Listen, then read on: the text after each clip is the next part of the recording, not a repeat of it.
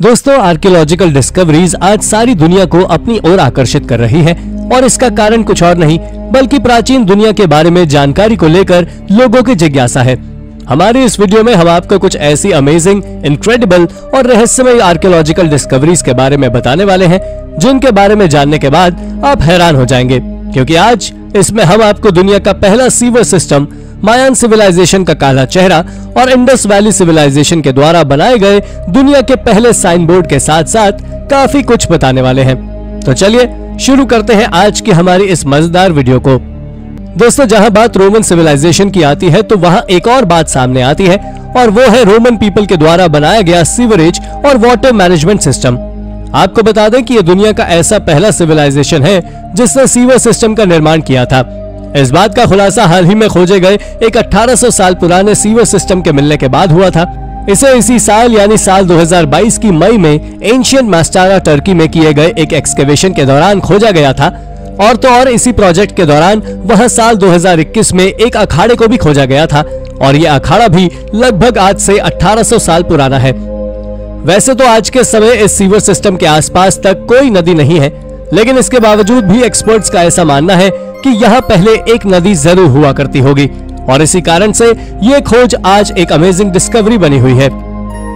दोस्तों, अगर ईरान की बात करें तो ईरान भी प्राचीन चमत्कारों से भरा हुआ है और उनमें से कुछ एंशिएंट वंडर तो ऐसे भी हैं जिन्हें देखने के बाद आप चौंक जाएंगे और उन्हीं में से एक है द केव विलेज ऑफ मायमान, जो आज से लगभग 12,000 साल पुराना है, जिनमें से ज्यादातर केव्स में आज भी इंसान रहते हैं। इसके बारे में आर्कियोलॉजिस्ट का मानना है कि ये केव्स किसी रिलीजियस रीजन के कारण बनाई गई थी, लेकिन जैसे जैसे समय बीतता गया वैसे वैसे ये रिलीजियस केव्स परमानेंट घर में बदल गई और आज के समय भी वहां लगभग 600 से अधिक लोग रहते हैं।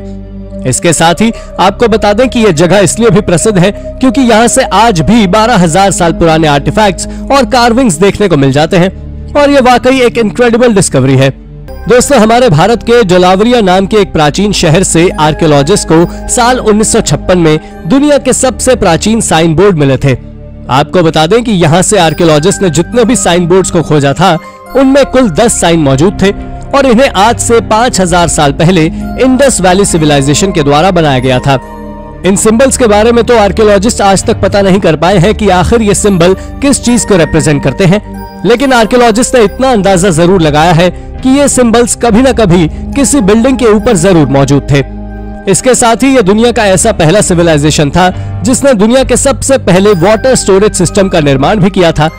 दरअसल इस वाटर स्टोरेज सिस्टम में 2 नालियां बनी हुई थी, जिनमें से एक नॉर्थ में मंसूर की ओर जाती है और वहीं दूसरी साउथ में मनहर की ओर। ये वाकई अद्भुत है। शॉर्पशायर के ऑफिस डाइक में पूरे ब्रिटेन का सबसे बड़ा प्राचीन मॉन्यूमेंट है। यह सच में गजब का अर्थवर्क है जिसे 8th सेंचुरी में बनाया गया था। यह इंग्लैंड और वेल्स की जमीनों के बीच में मौजूद एक फिजिकल बाउंड्री है। इस अर्थवर्क को ऑफिस डाइक नाम से भी जाना जाता था क्योंकि इसे मर्शिया के किंग आफा के ऑर्डर पर बनाया गया था। ये 176 फीट लंबा और 12 फीट ऊंचा है, जिसे बनाने में ना जाने कितने वर्षों का समय लगा होगा।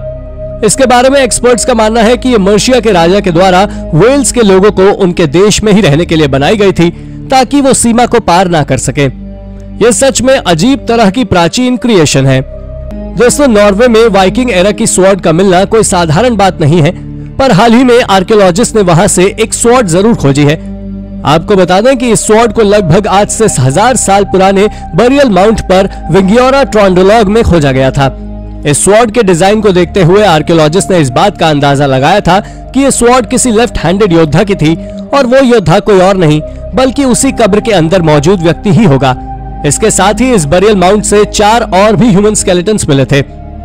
आपको बता दें कि इन सभी ह्यूमन स्केलेटन का आकार तो वाइकिंग एरा के पीपल के जितना ही था और इसके साथ ही वहां से खोजी गई उस तलवार का डिजाइन भी वाइकिंग एरा के दौरान उपयोग होने वाले तलवार की तरह ही था। कराफ्टू की गुफाएं प्रकृति और मानव के द्वारा एक साथ मिलकर बनाई गई एक अद्भुत केव है। दरअसल ये गुफा नेचुरल तरीके से बनी थी, जबकि इंसानों ने इसे रहने के लिए उपयोग में ले लिया। ये ईरान के शहर सकाज से लगभग 70 किलोमीटर की दूरी पर स्थित है। आपको जानकर आश्चर्य होगा कि ये केव स्ट्रक्चर समुद्र तल से लगभग 2000 मीटर की ऊंचाई पर स्थित है और अगर आर्कियोलॉजिकल एविडेंस की बात करें तो उनके अनुसार ये गुफा सदियों से मनुष्य द्वारा रहने के लिए उपयोग की जा रही थी। प्राचीन काल के दौरान यह गुफा काफी ज्यादा महत्वपूर्ण थी क्योंकि यह प्रसिद्ध सिल्क रूट पर स्थित है जो यूरोप को चीन से जोड़ता था। इस गुफा के अंदर एक ग्रीक इंस्क्रिप्शन की खोज 19वीं शताब्दी की शुरुआत में यूरोप के खोजकर्ताओं के द्वारा की गई थी, जिस पर लिखा हुआ था कि यहाँ हरक्यूलिस का घर है और जो कोई भी इस गुफा में प्रवेश करेगा वो पूरी तरह सुरक्षित रहेगा। दोस्तों, तिब्बत के बारे में तो आप सभी जानते होंगे कि यह कितनी ज्यादा रहस्यमय जगह है और इसमें से कुछ जगह तो टूरिस्ट के लिए हॉटस्पॉट है। उन्हीं जगहों में से एक है ये पियांग केव, जो कैलाश पर्वत की छाया में स्थित है। इस साइट पर लगभग 1100 से ज्यादा हाथों से कार्व की गई गुफाएं हैं। इनमें से कुछ गुफाएं तो इतनी ज्यादा गहरी है कि वो आज तक साइंटिस्ट और आर्कियोलॉजिस्ट के लिए मिस्ट्री बनी हुई है। आपको बता दें कि आर्कियोलॉजिस्ट को इन केव्स में से एक में ह्यूमन सेटलमेंट के एविडेंस भी मिले हैं।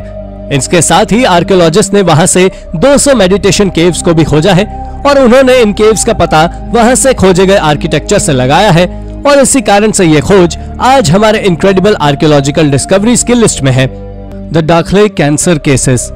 जब भी कहीं कैंसर का नाम आता है तो आप सभी के मन में केवल एक ख्याल आता होगा कि कैंसर एक मॉडर्न प्रॉब्लम या डिजीज है जो over produce food, alcohol, cigarette और कई और अनहेल्दी फूड्स के चलते हो जाती है। लेकिन अगर मैं आपसे कहूं कि आज से 3000 साल पहले भी लोग कैंसर से पीड़ित हुआ करते थे, तो शायद आप में से ज्यादातर लोग मेरी बात पर विश्वास ना करें, पर यह सच है। दरअसल आर्कियोलॉजिस्ट ने आज से कुछ साल पहले ही दाखले ओएसिस में करीब 1087 इजिप्शियन ममीज को खोजा था जो वहां अपनी अपनी कब्र में दफन थी। आपको बता दें कि वहां से खोजे गए 1087 लोगों की इन ममीज को अलग अलग तरह का कैंसर था। किसी को बॉडी के एक हिस्से में तो किसी को दूसरे हिस्से में कैंसर था। वहां से खोजी गई पहली ममी एक 50 से 60 साल के बीच के आदमी की थी जिसकी मौत कैंसर के चलते हुई थी और उसे रेक्टल कैंसर था। इसके बारे में साइंटिस्ट का मानना था कि इनके इस कैंसर के पीछे का कारण कुछ और नहीं बल्कि ह्यूमन पैपिलोमा वायरस यानी कि HPV था। पर अब जो मैं आपको बताने वाला हूं उसे जानने के बाद आप दंग रह जाएंगे। तो आप जान लीजिए कि जब पहली बार आर्कियोलॉजिस्ट ने इसे खोजा था तो उन्हें इस बात का बिल्कुल भी अंदाजा नहीं था कि इसे कैंसर था। इसका खुलासा तब हुआ जब साइंटिस्ट ने उसकी बोन्स में लेसन्स और होल्स को एक रिसर्च के दौरान एग्जामिन किया। इस एक्सकवेशन के दौरान कुछ ऐसा भी मिला जिसने सबको सिर पकड़ने पर मजबूर कर दिया और वो कुछ और नहीं 3 ममीज थी जो 20 से 35 साल के बीच की थी और उन्हें भी कैंसर था, जबकि आज की जनरेशन तक में इस उम्र में कैंसर होना बहुत रेयर बात है। लेकिन दोस्तों, अब बात आती है कि आखिर जब एंशिएंट इजिप्शियन इतने ज्यादा डेवलप थे तो क्या उनके पास कैंसर का इलाज भी था? तो आपको बता दें कि कैंसर के इलाज के बारे में आपको इजिप्ट की वॉल्स पर कई जगह कार्विंग्स और पेंटिंग्स देखने को मिल जाती हैं, पर साइंटिस्ट इस बात को मानने को तैयार नहीं है और ऐसा इसलिए क्योंकि उनका कहना है कि अगर इजिप्शियन पीपल के पास इसका इलाज होता था तो 1087 मौतें ना होती। पर अगर सोचा जाए तो क्या ये ममीज कैंसर के ट्रीटमेंट से आने के पहले की नहीं हो सकती? ये बात वाकई हैरानी भरी है। Ramesses II। दोस्तों, ये डिस्कवरी इजिप्ट के सिटी ऑफ कायरो में एक मिट्टी के गड्ढे से की गई थी जहां से जर्मन और इजिप्शियन रिसर्चर्स ने मिलकर एक बहुत विशाल स्टैचू खोजा था। इस स्टैचू को सिटी के आउटस्कर्ट्स में मौजूद एक छोटे मिट्टी के गड्ढे से निकाला गया था जो उस गड्ढे की दलदली मिट्टी में हजारों सालों से मौजूद था। आपको जानकर हैरानी होगी कि यह स्टैचू करीब 26 फीट लंबा था जिसे प्योर क्वार्ट्जाइट से बनाया गया था। इसके बारे में एक्सपर्ट्स का मानना है कि यह रामसेस II का स्टैचू है। हैटशेप्सुट मायर ट्री। दोस्तों, इजिप्ट में कई ऐसी जगह हैं जो कई सारे रहस्यों से जुड़ी हुई हैं। ऐसी ही जगहों में से एक है नाइल के पास हैटशेप्सुट मॉर्चुरी टेम्पल, जहां एक मायर ट्री खड़ा हुआ है जो एंशिएंट टाइम की फेमस क्वीन हैटशेप्सुट के इतिहास को बताता है। आपको ये जानकर हैरानी होगी कि ये पेड़ आज से लगभग 3500 साल पुराना है। दरअसल ये पेड़ एक बहुत ही रिस्पेक्टेड रूलर क्वीन हैटशेप्सुट का है जिन्होंने इस क्षेत्र में कई सालों तक शासन किया था। लेकिन उनके बारे में सबसे ज्यादा चौंकाने वाली बात यह है कि उनके सारे रिकॉर्ड्स को उनके ही बेटे के द्वारा मिटाने की कोशिश की गई, जिसमें वो काफी हद तक सफल भी हो गया।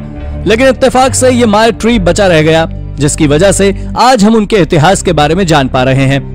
अब आप सोच रहे हो कि आखिर ऐसा क्यों हुआ, तो हम आपको बता दें कि क्वीन का स्टेपसन थटमोस III अपने पिता का सिंहासन को पाना चाहता था, लेकिन मरने से पहले उसके पिता ने सारा राजपाट अपनी पत्नी क्वीन हैटशेप्सुट को दे दिया, जिस वजह से थटमोस अपनी सौतेली मां से चिढ़ गया और उस वजह से उनके मरने के बाद उसने रानी की सारी यादों को मिटाने का तय किया। लेकिन किसी तरह हजारों साल पुराना ये पेड़ उसकी नजरों से बच गया, जो आज भी हम सभी को इस टेम्पल में दिखाई देता है। Artifacts under a Cambodian temple. दोस्तों, बट्टम बैंक दुनिया की सबसे सुंदर बीच सिटी में से एक है, जो कंबोडिया में स्थित है, जो कि अपनी बुद्धिस्ट हिस्ट्री, रिच कल्चर और नाइट लाइफ के लिए जानी जाती है। इस सिटी में कई सारे बुद्धिस्ट टेम्पल्स हैं और उन्हीं टेम्पल्स में से एक टेम्पल से आर्कियोलॉजिस्ट को प्राचीन आर्टिफैक्ट्स का खजाना मिला है। उस खजाने में जो सबसे कीमती चीज मिली थी वो थे प्राचीन सिक्के। अब अगर इस टेम्पल की हिस्ट्री की ओर नजर डालें तो ये टेम्पल आज से लगभग 300 से 360 साल पुराना है। आपको बता दें कि इस मंदिर का स्ट्रक्चर कई सारी जगह से कमजोर होने लगा था और ढहने जैसी स्थिति में आ गई थी, जिसके बाद इसे 2000 के दशक में रेनोवेट कराया गया और उसी दौरान वर्कर्स को ये कीमती आर्टिफैक्ट्स मिले थे, जिसमें दर्जनों कॉपर के सिक्के और करीब 3000 से ज्यादा चांदी के सिक्के मौजूद थे। ये डिस्कवरी सच में इनक्रेडिबल है। इजिप्ट। जी हाँ, इजिप्ट ही दुनिया की एकमात्र ऐसी जगह है जिसकी मिस्ट्रीज सबसे ज्यादा रहस्यमय होती हैं। और हाल ही में मई 2022 में आर्कियोलॉजिस्ट ने वहां के बेरेनिस ट्रोग्लोडिसिटा से स्केलेटन्स के कलेक्शंस को खोजा है। अब अगर आप सोच रहे हैं कि इसमें क्या मिस्ट्री है, तो आपको बता दें कि इसकी मिस्ट्री केवल इतनी है कि इन सभी स्केलेटन्स को अलग अलग नहीं बल्कि एक ही गड्ढे में खोजा गया था। इस साइट को आज बेरेनिस नाम से जाना जाता है। इसके साथ ही आपको बता दें कि यहाँ से जितने भी स्केलेटन्स को खोजा गया था, उन सभी स्केलेटन्स के पैर की हड्डियां उनकी चेस्ट पर मौजूद थी। आपको यह भी जान लेना चाहिए कि ये इजिप्ट के लोगों की सबसे महत्वपूर्ण सिटीज में से एक थी। दरअसल ऐसा इसलिए क्योंकि ये प्राचीन समय के एक सी पोर्ट सिटी थी। इसके साथ ही यहाँ से जो ये बरियल ग्राउंड खोजा गया वो आज से करीब 1500 साल पुराना है। इसके साथ ही आपको यह भी जान लेना चाहिए कि इस कब्र से जितने भी स्केलेटन्स को आर्कियोलॉजिस्ट ने खोजा था, उन सभी के पास में एक अलग प्रकार के मोतियों की माला मिली थी, जो इस बात को दर्शाती है कि वो सभी के सभी स्केलेटन्स एक एलीट फैमिली से बिलोंग करते थे, जिन्होंने 19th डायनेस्टी में वहां राज किया था। आपको बता दें कि इसे जिस गड्ढे से खोजा गया था, वहां एक समय पर एंशिएंट इजिप्ट की सबसे पुरानी सिटी थी, जिसका नाम था हेलिपोलिस, जिसके लोग सूर्य देवता की पूजा करते थे, यानी कि सारे रिलीजियस रिचुअल्स इसी सिटी से परफॉर्म किए जाते थे। War time archaeology. रशिया और यूक्रेन के बीच हो रहे युद्ध के बारे में कौन नहीं जानता होगा, लेकिन अब जो मैं आपको बताने वाला हूं उसे जानने के बाद आप दंग रह जाएंगे। दरअसल बात कुछ ऐसी है कि जब यूक्रेन के सैनिक पोर्ट सिटी ओडेसा में डिफेंस के लिए गड्ढा खोद रहे थे, तब उन्हें वहां से आर्टिफैक्ट्स का एक खजाना मिला, जिसमें 3rd सेंचुरी बीसी में बनाए गए आर्टिफैक्ट्स मौजूद थे। जिन सैनिकों ने इसे खोजा वो कोई साधारण सोल्जर्स नहीं थे, बल्कि 126 टेरिटोरियल डिफेंस के मेंबर थे। इनके द्वारा खोजे गए आर्टिफैक्ट्स में खजाने में AM4A का एक बहुत विशाल कलेक्शन था। जिन्हें नहीं पता उन्हें बता दें कि AM4A प्राचीन कंटेनर्स का फैंसी नाम हुआ करता था, जिसे ग्रीक, रोमन और बाइजेंटाइन पीपल लिक्विड को एक जगह से दूसरी जगह ट्रांसफर करने के लिए उपयोग किया करते थे। Sword in the sewer. दोस्तों, ये बात डेनमार्क की है, जब वहां कुछ लोग सफाई कर्मचारी कचरे में एक गड्ढे से पिट्स विद सीवियर्ड हैंड्स। ये बात साल 2012 की है, जब आर्कियोलॉजिस्ट ने एवरिस नाम की प्राचीन सिटी में एक पैलेस को खोजा था। एवरिस नाम की सिटी इजिप्ट के कायरो से नॉर्थ ईस्ट में नाइल और डेल्टा के पास है। यह डिस्कवरी इतनी ज्यादा विचित्र है कि इसके बारे में जानने के बाद आप the mummy wrapped in a foreign book. ये बात तब की है जब नेपोलियन बोनापार्ट इजिप्ट और सीरिया को 1798 में घूमने गए थे, जहां वो कई बड़े लोगों से मिले भी थे।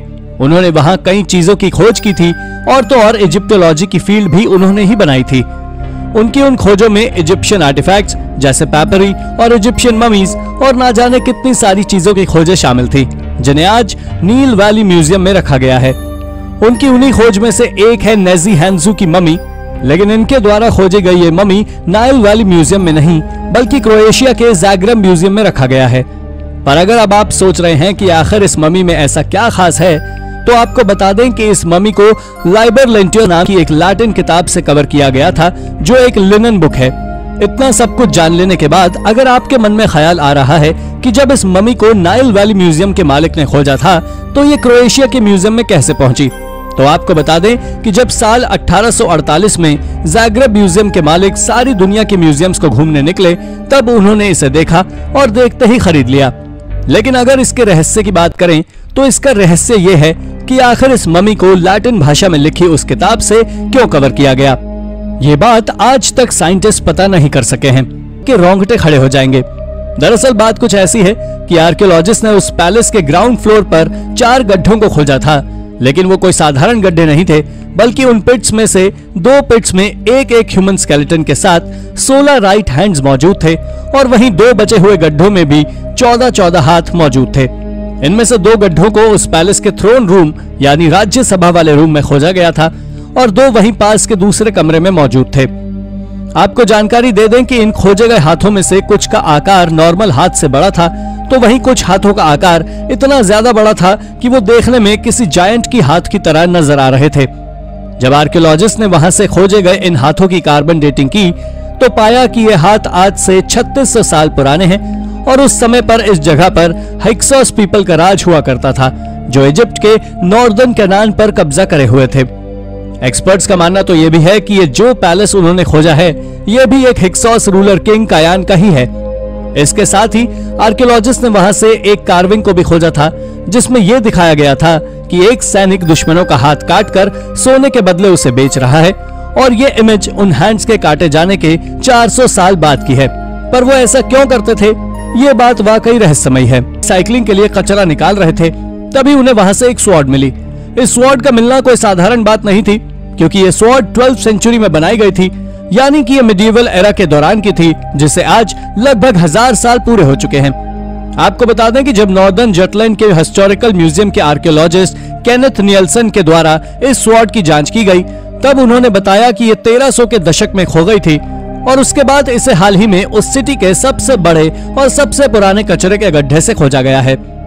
हालांकि बात इतनी ही नहीं है, आर्कियोलॉजिस्ट ने यह भी पाया है कि इसकी ब्लेड में दोनों ओर धार है।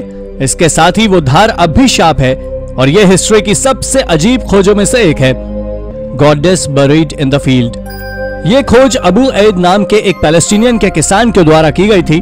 दरअसल जब वो अपने खेत को जोत रहा था, तभी उसे वहां से एक करीब 4500 साल पुराना स्टैचू मिला, लेकिन वो स्टैचू पूरी तरह टूट चुका था और केवल उसका सिर सुरक्षित था। आपको बता दें कि इसके बारे में आर्कियोलॉजिस्ट का मानना है कि ये स्टैचू प्राचीन कैनानाइट गॉडेस एनट का है, जो सुंदरता और प्यार के देवता थे। पर उस किसान से जब इसके बारे में पूछा गया तो उसने जवाब दिया कि इस स्टैचू का उसके खेत से मिलना उसके लिए काफी ज्यादा गर्व की बात है, और ऐसा इसलिए क्योंकि आपको जान लेना चाहिए कि कैनानाइट दुनिया के सबसे प्राचीन सिविलाइजेशंस में से एक था। लेकिन अब जो मैं आपको बताने वाला हूँ, इसे जानने के बाद आप दंग रह जाएंगे। दरअसल बाइबल में भी कैनानाइट्स के गॉड्स के बारे में जिक्र किया गया है, लेकिन इन्हें बाइबल में एक फॉल्स गॉड के रूप में बताया गया है और ये स्टैचू उन्हीं फॉल्स गॉड का है। X in the backyard. दोस्तों, ये खोज सच में हैरानी भरी है। इसे एंजेला स्मिथ नाम की औरत के द्वारा अंजाम दिया गया था, जो साल 2010। मायान सिविलाइजेशन के बारे में तो आप सभी जानते होंगे, लेकिन इतनी जानकारी के बाद भी मायान सिविलाइजेशन का एक हिस्सा ऐसा है जिसके बारे में शायद अब तक कोई नहीं जान सका है, पर इस खोज के बाद आप जरूर जान जाएंगे। दरअसल हाल ही में आर्कियोलॉजिस्ट ने एक पत्थरों का सेट खोजा है, जिसे साल 2019 के दिसंबर में चिचेन इट्जा में खोजा गया था। आर्कियोलॉजिस्ट और एक्सपर्ट्स का एक विशाल स्टोन टैबलेट के बारे में ऐसा मानना है कि इसे ह्यूमन सैक्रिफाइसेस यानी इंसानों की बलि देने के लिए उपयोग किया जाता था। ये पत्थर आज से लगभग 1000 साल पुराना है, जो लगभग 5 फीट लंबा और 2 फीट चौड़ा है। पर अब अगर आप सोच रहे हैं कि आर्कियोलॉजिस्ट इतना बड़ा दावा कैसे कर सकते हैं, तो आपको बता दें कि आर्कियोलॉजिस्ट ने इसके ऊपर बने जितने भी हायरोग्लिफ्स को खोजा, वो सभी ह्यूमन सैक्रिफाइसेस की ओर ही इशारा करते हैं। ये बात वाकई चौंका देने वाली है। से लेकर 2019 तक यूनाइटेड किंगडम के पेनिस्टोन और स्टॉक ब्रिजेस की लिबरल डेमोक्रेटिक रह चुकी हैं, लेकिन इन्होंने इस खोज को साल 2022 के जनवरी में अंजाम दिया था। दरअसल बात कुछ ऐसी थी कि जब ये अपने बैकयार्ड में पेड़ पौधों को लगाने के लिए मिट्टी को खोद रही थी, उसी दौरान उन्हें वहां से एक ब्रॉन्ज एज का एक्स यानी कि कुल्हाड़ी मिली, जो ना जाने पिछले कितने सालों से रस्ट लगी हुई धूल मिट्टी के नीचे दबी हुई थी। इसके बाद उन्होंने उसकी काफी सारी फोटोज को निकाला और उसे सोशल मीडिया पर पोस्ट कर दिया, और फिर आर्कियोलॉजिस्ट की नजर उसके ऊपर पड़ी और जब उन्होंने उसकी जांच पड़ताल की, तब उन्होंने बताया कि ये ब्रॉन्ज एज के दौरान का आर्टिफैक्ट है। दोस्तों, ये इकलौती ऐसी चीज नहीं है जिसे एंजेला ने अपने बैकयार्ड में खोजा हो, बल्कि इसके साथ ना जाने कितने लोगों ने कितने सारे अमेजिंग आर्टिफैक्ट्स को अपने बैकयार्ड से खोजा है। Ancient shrimpy sock. ये बात साल 1913 से 1914 के बीच की है, जब इस श्रिपी सॉक को इजिप्ट के एंटोनोपोलिस नाम के शहर में एक एक्सकेवेशन के दौरान जॉन डीमंस जॉनसन नाम के एक पेपरोलॉजिस्ट के द्वारा खोजा गया था। यह आज लंदन के ब्रिटिश म्यूजियम में लोगों के बीच रखा गया है। अब अगर आप सोच रहे हैं कि आखिर इस सॉक में ऐसी क्या खासियत है, तो आपको बता दें ये सॉक 3rd सेंचुरी से 4th सेंचुरी के बीच हाथों से ऊन को बुनकर बनाया गया सॉक है। पर जब साइंटिस्ट इस बात का पता करने निकले कि आखिर ये सॉक किस सिविलाइजेशन या किस राजा का है, तो उन्हें पता लगा कि ये सॉक एक एलीट इजिप्शियन के बच्चे का है। इसके साथ ही हाल ही में हुई रिसर्च से ये बात सामने निकल कर आई है कि इस इजिप्शियन सॉक का कलर अब इतना ज्यादा डिग्रेडेड हो चुका है कि इसे आज के समय किसी टेक्नोलॉजी का उपयोग कर ही देखा जा सकता है। पर जब इसे खोजा गया था तब भी इसका कलर कुछ खास नहीं था। आपको बता दें कि अब जब आर्कियोलॉजिस्ट ने इसके ऊपर रिसर्च की तो उन्हें पता लगा कि ये छोटा इजिप्शियन सॉक में एक ही धागे पर कई तरह रंगों को मिलाकर बनाया गया था। तो इस बात ने सबको हैरानी में डाल दिया कि आखिर 3री से 4थी शताब्दी के बीच इस तरह की कला का उपयोग आखिर कैसे कोई सीख सकता है। पर जैसे जैसे रिसर्च होती जा रही है वैसे वैसे इसके रहस्य सुलझते जा रहे हैं। तो आपको बता दें कि इसके कलर्स को प्लांट डाइस की मदद से बनाया गया था। जैसे रेड कलर मैडा नाम के पेड़ों की जड़ों से बनाया गया था, तो ब्लू कलर प्राचीन जंगली पेड़ों से बनाया गया था और इन कलर को एक दूसरे में मिलाकर कई नए कलर्स को बनाया गया था। ये वाकई 2000 साल पहले की अद्भुत कला है। Mysterious gravestone. यह मिस्टीरियस ग्रेव स्टोन आज से करीब 240 साल पुराना है, जिसे कुआहोगा रिवर के तट के पास ओहियो में खोजा गया था। इस स्टोन का वजन लगभग 200 पाउंड से भी ज्यादा था। इसके साथ ही इसके ऊपर एक इंस्क्रिप्शन भी मौजूद थी जिसे हाथों से कार्व किया गया था। इसके ऊपर थेडियोस जेपेग 1711 से लेकर 1781 लिखा हुआ था। हालांकि इसमें जो सबसे अद्भुत चीज थी वो कुछ और नहीं बल्कि इसके ऊपर बना हुआ एक क्रॉस साइन था। आर्कियोलॉजिस्ट आज तक इस बात का पता तो नहीं लगा पाए हैं कि आखिर ये ग्रेव किसकी थी, पर हाल ही में उन्होंने इस बात का पता जरूर लगाया है कि ये ग्रेव जिसकी भी है उसकी मौत यूरोपियंस के द्वारा ओहियो को सेटल करने के पहले ही हो गई थी। इस ग्रेव स्टोन को पहली बार एक मछली पकड़ने वाले के द्वारा खोजा गया था, जिसके बाद उसने हिस्टोरिकल सोसाइटी से कांटेक्ट किया और तब जाकर इसके ऊपर आर्कियोलॉजिकल रिसर्च की गई। The beer opener teeth. दोस्तों, साउथ अमेरिका में खेलों के मामले में रग्बी एक ऐसा गेम है जो काफी ज्यादा प्रसिद्ध और लोकप्रिय है। इस कॉन्टिनेंट में लोग इस गेम को खेलना और देखना काफी ज्यादा पसंद करते हैं। यहाँ पर इस खेल की फैन फॉलोइंग उतनी ही है जितनी कि इंडिया में क्रिकेट की। लेकिन इस खेल से जुड़े खिलाड़ियों की बात करें तो इन खिलाड़ियों के खेल के साथ साथ बियर से काफी ज्यादा प्यार होता है, जिस वजह से ज्यादातर रग्बी खिलाड़ी बियर ड्रिंकिंग क्लब्स के मेंबर्स होते हैं। हालांकि खेल के दौरान आई डेंटल इंजरीज की वजह से इन प्लेयर्स को बियर को अपने दांतों से खोलने में काफी दिक्कत होती है और इस दिक्कत को दूर करने के लिए अर्जेंटीना की एक बियर कंपनी ने कुछ ऐसा डिस्कवर किया जिसने लोगों के होश उड़ा दिए हैं। इस कंपनी ने बियर ओपनर के डिजाइन में एक टीथ तैयार किया जिसे खराब और टूटे दांत की जगह सर्जरी करके फिक्स किया जा सके। इस डिस्कवरी ने रग्बी प्लेयर्स को काफी सहूलियत दी और बियर खोलने और पीने के उनके शौक को एक अलग ही लेवल पर पहुंचा दिया है, जिसके चलते अब तो बिना डेंटल प्रॉब्लम वाले लोग भी इस बियर ओपनर टीथ का उपयोग करने लगे हैं। Oldest rifle in the Minnesota. दोस्तों, ये खोज 1960 के दशक की है, जब आर्कियोलॉजिस्ट ने मिनेसोटा में लोअर हिल लेक के पास से एक रेलिक खोजा था और ये रेलिक देखने में राइफल के पीछे लगे हुए बट यानी कि स्टॉक था। आपको बता दें कि ये स्टॉक देखने में काफी ज्यादा पुराना था, क्योंकि अब आप जरा इसके डिजाइन को ही देख लीजिए, जिसमें एक पानी में रहने वाला सर्पेंट यानी कि सांप बना हुआ है। इसके बारे में लोकल हिस्टोरियन रे नैंसल ने बताया था कि ये राइफल्स पुराने यूरोपियंस के द्वारा नेटिव अमेरिकन के साथ डील करने के दौरान उपयोग की जाती है। इसके साथ ही ये मिनेसोटा में खोजा गया अब तक का सबसे पुराना राइफल आर्टिफैक्ट है, जो आज क्रो विंग काउंटी म्यूजियम में है और ये खोज वाकई गजब है। Reptile in the Alps.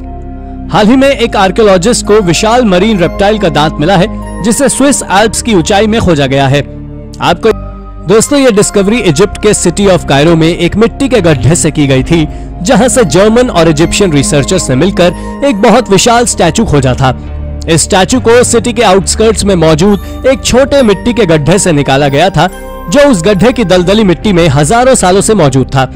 आपको जानकर हैरानी होगी कि यह स्टैचू करीब 26 फीट लंबा था, जिसे प्योर क्वार्ट्जाइट से बनाया गया था।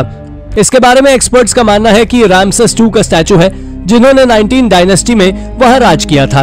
और इतना ही नहीं, इसे जिस गड्ढे से खोजा गया था वहां एक समय पर एंशिएंट इजिप्ट की सबसे पुरानी सिटी थी, जिसका नाम था हेलियोपोलिस।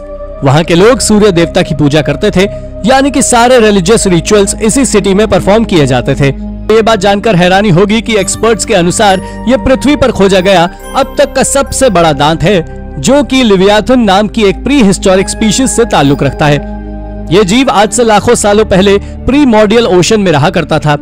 रिसर्च से ये पता लगा है कि इन जीवों का जन्म आज से 250 मिलियन साल पहले पृथ्वी पर हुआ था, जो आज से 160 मिलियन साल पहले गायब हो गए थे। पर इन जीवों की समय समय पर शेप और साइज बदलती गई और जिस प्रजाति का दांत आर्कियोलॉजिस्ट को मिला है उनका वजन लगभग 88 टन और लंबाई 65 फीट तक होती थी। लेकिन अब सवाल आता है कि आखिर वो दांत उतने ऊंचाई में कैसे पहुंचा। तो आपको बता दें कि आज से लाखों साल पहले पृथ्वी पर वाटर लेवल बहुत ज्यादा हुआ करता था, जो पहले के मुकाबले आज बहुत कम है। Artifacts at Cape Canaveral. ये खोज सेंट्रल फ्लोरिडा की यूनिवर्सिटी के एक स्टूडेंट के द्वारा की गई थी। उसने इस डिस्कवरी को बनाना रिवर के पास की एक जगह पर किया था, जहां से उसने एक प्री हिस्टोरिक स्टोन स्पेयर यानी कि भाला खोजा था, जो आज से लगभग 6000 साल से भी ज्यादा पुराना था। जब रिसर्चर्स और आर्कियोलॉजिकल डिपार्टमेंट ने इसकी जांच की तो पता लगा इस जगह पर पहले के समय नेटिव अमेरिकन रहा करते थे। इसके साथ ही आर्कियोलॉजिस्ट ने वहां के आसपास के एरिया से और भी कई सारे नेटिव अमेरिकन के द्वारा बनाए गए सेटलमेंट्स को खोजा है। यह खोज मानव इतिहास की सबसे बड़ी खोजों में से एक है। Egyptian Kings from the haven.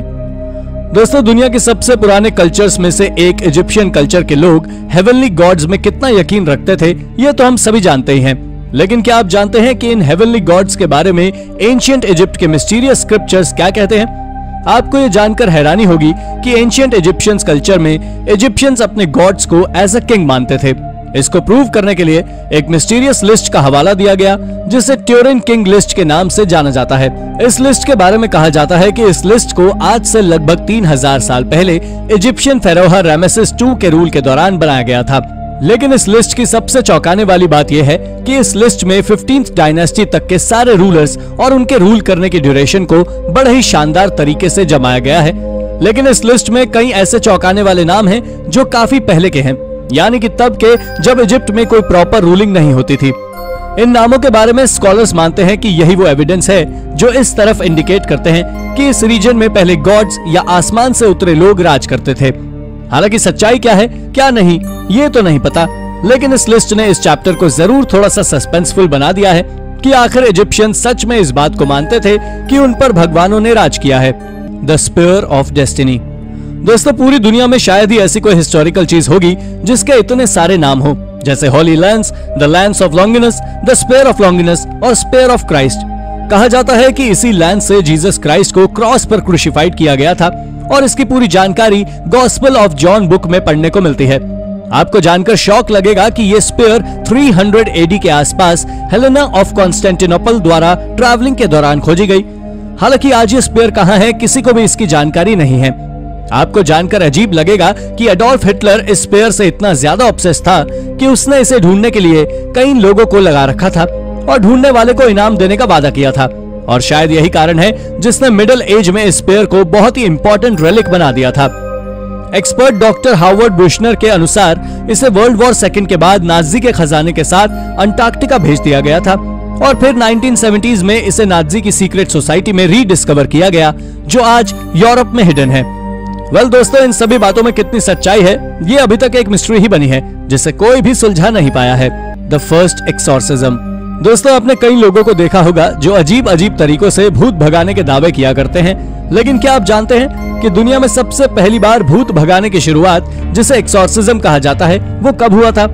नहीं जानते तो चलिए हम आपको बताते हैं कि आखिर इसकी शुरुआत कहां से हुई। तो दोस्तों, इसकी शुरुआत साल 1590 में हुई थी, जब फ्रांस के राजा किंग हेनरी IV ने मार्थ ब्रोसियर नाम की लड़की का एक्सॉर्सिज्म करवाया था। इस लड़की के बारे में क्लेम किया जाता था कि इस लड़की के अंदर कोई आत्मा है, जिस वजह से इस लड़की की आंखें और आवाज अजीब प्रकार की डरावनी हो जाती है, जिसके चलते वो लोगों को डराकर उनको लूटने का काम करती है। इसलिए किंग हेनरी ने इसकी पोल खोलने के लिए एक्सॉर्सिज्म करवाया, जिसमें पहले क्लेम किया गया कि होली वाटर और सैक्रेड हाइम से भूत को भगाया जाएगा। हालांकि बाद में पता चला कि यह सब एक ड्रामा था जिसमें नॉर्मल वाटर और लैटिन पोएट्री का यूज किया गया था। लेकिन इसका इफेक्ट क्या हुआ ये तो आज भी हमें नहीं पता कि आखिर उस लड़की में से भूत भागा या फिर सच में वो लड़की सबको बेवकूफ बनाती थी। The Vatican mythographers. दोस्तों, क्रिश्चियन एंशिएंट एरा में फेमस फेरी टेल्स जैसे कि सिंड्रेला और दूसरी अन्य कहानियों के बारे में देखा जाए तो वेटिकन माइथोग्राफर्स का रोल काफी ज्यादा हुआ करता था। ये एक ऐसा ग्रुप था जिसे इन कहानियों को मैन्युस्क्रिप्ट में पिरोकर लिखने का काम दिया गया था। इसलिए इन लोगों ने इन सभी कहानियों को क्रिश्चियन कल्चर के हिसाब से ढाला और कंपाइल किया। हालांकि इनके वर्क को साल 1831 में कार्डिनल एंजेलो माई ने पब्लिश किया। बहरहाल उस जमाने में ऐसा इसलिए किया जाता था जिस वजह से क्रिश्चियन बच्चे वेल बिहेव्ड रहें और अपने धर्म से जुड़ी हुई कहानियों के बारे में जानें। लेकिन आपको यह जानकर आश्चर्य होगा कि इसके साथ साथ वेटिकन माइथोग्राफर्स का सबसे बड़ा काम जो था वो ये था कि उन्हें ग्रीक माइथोलॉजी से जुड़ी हुई कहानियों को भी क्रिश्चियन फेथ के जोड़कर दिखाना था। इसलिए आज जो भी हम ग्रीक और क्रिश्चियन स्कल्पचर्स में सिमिलैरिटी देखते हैं वो सब इन्हीं माइथोग्राफर्स की देन है। Aztec God's flash. दोस्तों, पुराने जमाने में माना जाता था कि लोग अपने डिवोशन को बढ़ाने के लिए साइको एक्टिव मशरूम्स को कहते थे, जिससे उन्हें हेलुसिनेशंस होते थे जो उनके गॉड से कनेक्ट करते थे। आपको ये जानकर हैरानी होगी कि इस बात के सबूत स्पेन के विलार डेल ह्यूमो नाम के शहर में मिले हैं, जहां पर आर्कियोलॉजिस्ट को एक केव के ऊपर ऐसे ही साइकेडेलिक मशरूम्स केव्ड मिले हैं। इन्हें आज से लगभग 6000 साल पहले बनाया गया था। लेकिन इन मशरूम्स से जुड़ी जो सबसे ज्यादा हैरानी वाली बात है वो ये कि एज़टेक एरा के लोग भी इस बात को मानते थे और वो इस बात को कहते थे कि एज़टेक लोग साइलोकाइब एस्टेकोरम नाम के मशरूम, जिसे एज़टेक फ्लैश मशरूम भी कहते हैं, उसको खाते थे, जिस वजह से उन्हें हेलुसिनेशंस हो और वो अपने गॉड से ज्यादा कनेक्ट रह सके। हालांकि कुछ लोग तो यहाँ तक मानते हैं कि इन मशरूम्स के अलावा और भी चीजें थी जिनके नशे ये लोग हेलुसिनेशंस के लिए करते थे। Mysterious ancient tooth. दोस्तों, साउथ एशियाई देश लाओस ने साइंटिस्ट से एक ऐसे दांत की खोज की जिसने काफी लोगों को चौंकाने पर मजबूर कर दिया है। उनका कहना है कि यह दांत आज से लगभग 1,64,000 साल पहले किसी लड़की को बिलोंग करता था, जो कि एक प्राचीन ह्यूमन स्पीशीज डेनिसोवंस और ह्यूमंस की क्रॉस से जन्मी हुई होगी। इसके बारे में एक्सपर्ट्स कहते हैं कि आज से लगभग 7 लाख साल पहले निएंडरथल्स और डेनिसोवंस, जो कि ह्यूमन स्पीशीज ही थे, वो आज के मॉडर्न ह्यूमन से अलग हुए थे। बट उनका मानना है कि लगभग कई हजार सालों तक इनके संबंध इंसानों से बने रहे, जिस वजह से कई बच्चे पैदा हुए जिनके अंदर दोनों प्रजातियों के अंश मिले। लेकिन अगर उनकी बातों को मान लिया जाए तो ये काफी ज्यादा शॉकिंग होगा कि आखिर कई हजार सालों तक ये स्पीशीज इंसानों के साथ क्रॉस करते रहे। बहरहाल इस बात के सबूत ऐसे ही बॉडी पार्ट्स के रूप में साइबेरिया और चीन जैसे देशों में भी देखने को मिले हैं, जो इसी तरफ इशारा करते हैं। कैनानाइट गॉडेस। गाजा स्ट्रिप के पास खान यूनिस नाम के गांव में आने खेत की खुदाई करते वक्त कुछ ऐसा मिला जिसने मेडिटेरेनियन के इतिहास को हमारे सामने लाने का काम किया, जिससे अभी तक ज्यादातर लोग अनजान थे। यहाँ पर खुदाई के दौरान एक सिर कटी हुई मूर्ति मिली, जिसके बारे में एक्सपर्ट्स का मानना यह था कि यह मूर्ति आज से लगभग 4500 साल पहले की है, जो कि कैनानाइट गॉडेस एनेट की है। आपको यह शायद ही पहले पता हो कि कैनानाइट गॉडेस एनेट को लव, ब्यूटी और वॉर माइथोलॉजी की देवी के रूप में पूजा जाता है। कैनानाइट वो लोग होते थे जो आज के इजराइल, सीरिया, पैलेस्टाइन, जॉर्डन और लेबनान के रीजन में रहा करते हैं। कहते हैं कि गॉडेस एनेट को पूरे मेडिटेरेनियन रीजन में पूजा जाता था। बस अंतर इतना है कि ग्रीक माइथोलॉजी में एनेट को एथेना के रूप में जाना जाता है। Stonehenge hunting पिट्स। हाल ही में यूरोप के प्रसिद्ध स्टोनहेंज से जुड़ी एक खोज सामने आई जिसने लोगों को चौंका दिया है। दरअसल इस खोज में बर्मिंघम यूनिवर्सिटी के आर्कियोलॉजिस्ट ने हिस्टोरिक एरा के हंटिंग पिट्स को खोज निकाला, जो हजारों सालों नीचे दबे हुए थे। एक्सपर्ट्स की माने तो इन पिट्स का उपयोग प्री हिस्टोरिक एरा के हंटर्स जानवरों को अपने जाल में फंसाकर उनके शिकार करने के लिए यूज करते थे। आर्कियोलॉजिस्ट के मुताबिक ये पूरी साइट 8200 बीसी से लेकर 7800 बीसी के बीच बनाई गई थी, जिसमें से कई पिट्स तो लगभग 10,000 साल पुराने भी हैं। लेकिन इन पिट्स की सबसे चौंकाने वाली बात जो है वो ये है कि ये पिट्स इतने बड़े हैं कि जिसमें हाथी जैसे बड़े बड़े जानवर भी आसानी से फंस सकते हैं, जो कि उस जमाने के हिसाब से काफी बड़ी बात है। इनमें से एक पिट तो 13 बाय 6.5 फीट का है। The secret Greek gods. दोस्तों, ग्रीक सिविलाइजेशन में गॉड्स की अहमियत क्या थी वो हम सभी से छुपी नहीं है, लेकिन क्या आप जानते हैं कि इस सिविलाइजेशन के लोग कई ऐसे गॉड्स को भी पूछते थे जिनके बारे में आज भी बहुत कम इंफॉर्मेशन उपलब्ध है। कहते हैं कि ग्रीक सिविलाइजेशन के लोगों का एक ग्रुप इन गॉड्स को पूछता था, जिन्हें कैबरी गॉड्स कहा जाता था। इन गॉड्स में हेकेट, फर्टिलिटी गॉडेस डिमेटर, उनकी बेटी पर्सेफोन और समुद्र के देवता डायमोन्स को गॉड के रूप में पूजा जाता था। इन गॉड्स को जिस जगह पूजा जाता था उसे सैमोथेरस गॉड कॉम्प्लेक्स या सैंक्चुरी ऑफ ग्रेट गॉड्स कहा जाता है, जो कि ग्रीस में आज भी मौजूद है। हालांकि उस कल्ट के लोग कौन थे जो मेन स्ट्रीम गॉड्स के अलावा इनको पूछते थे, उनके बारे में आज भी लोगों को ज्यादा कुछ नहीं पता। Jail run by prisoners. आप सभी ने जेलों के बारे में सुना ही होगा। काल कोठरी और छोटे छोटे सेल्स वाली जेलें, जहां पर इंसानों का तो ठीक जानवरों तक का रहने का मन नहीं करे। लेकिन बोलिविया के लापाज में बनी सैन पेड्रो जेल ने तो जेलों के बारे में एक अलग ही तस्वीर पेश कर दी। इस जेल में कैदियों के पास इतनी सुविधाएं होती हैं जितनी किसी भी देश की जेलों पर नहीं होती। यहाँ पर कैदी अपने परिवार वालों के साथ रह सकते हैं। इस जेल में होटल्स, पार्क्स और एंटरटेनमेंट के कई ऐसे साधन हैं जिनका यूज यहाँ पर रहने वाले कैदी पैसे देकर कर सकते हैं। इस जेल के आसपास रहने वाले लोग ही इस जेल को मेंटेन और रेगुलेट करते हैं। साथ ही यहाँ आने वाले कैदियों को एक एग्रीमेंट साइन करना पड़ता है जिसमें वो अपनी रिक्वायरमेंट के हिसाब से अपने लिए रूम और फ्लैट बुक कर सकते हैं। ओवरऑल ये जेल ना होकर अपने आप में कैदियों की एक अलग ही दुनिया है जो पूरे विश्व में अनोखी है। Peruvian Annabelle. हॉलीवुड की हॉरर मूवी एनाबेल किसने नहीं देखी होगी। इस मूवी में एनाबेल नाम की गुड़िया को डरावनी और मोस्ट स्केरियस्ट कैरेक्टर के रूप में दिखाया गया है जो लोगों को बहुत डराती है।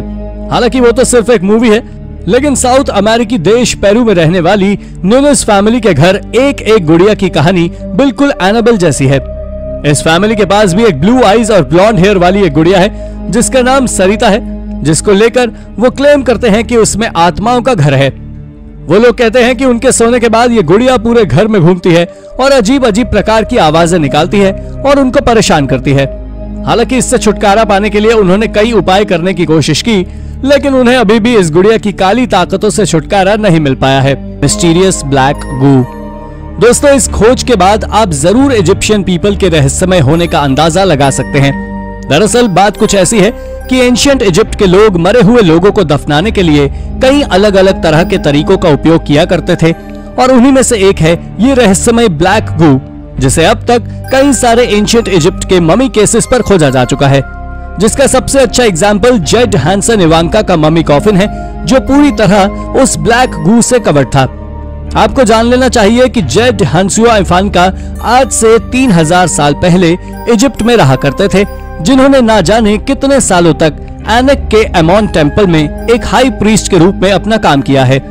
पर इनकी मौत के बाद इन्हें ममी बनाकर एक कॉफिन में रखा गया और उसके बाद इनके इस कॉफिन को प्लास्टर से कवर किया गया और उस कॉफिन पर बने चेहरे को सोने की पत्तियों से सजाया गया और तो और इसके बाद इस कॉफिन को गर्म ब्लैक गू से कवर कर दिया गया। आपको जानकारी दे दें कि जेड हैंसुआ इवांका का कॉफिन कोई इकलौता कॉफिन नहीं है जिसे ब्लैक गू से कवर किया गया हो, बल्कि इसके साथ ही इजिप्ट में कई सारे और भी ऐसे कॉफिन्स को खोजा जा चुका है जो पूरी तरह ब्लैक गू से कवर्ड थे। दोस्तों, तूतनखामुन के टूम्ब के अंदर भी कई लीटर ब्लैक गू मौजूद था, पर जब हाल ही में ब्रिटिश यूनिवर्सिटीज ने इसके ऊपर रिसर्च की तो पाया कि ये black goo plant oil, animal fat, tree resin, beeswax और बिटुमिन जैसी चीजों को मिलाकर बनाया जाता था। लेकिन आखिर इसका उपयोग किस पर्पस के लिए किया जाता था, इस बात का अंदाजा आज भी किसी को नहीं है। और अगर इसे सेफ्टी के लिए उपयोग किया जाता था तो इसे कुछ ही कॉफिन्स में क्यों इस्तेमाल किया गया, ये बातें आज भी रहस्य ही है।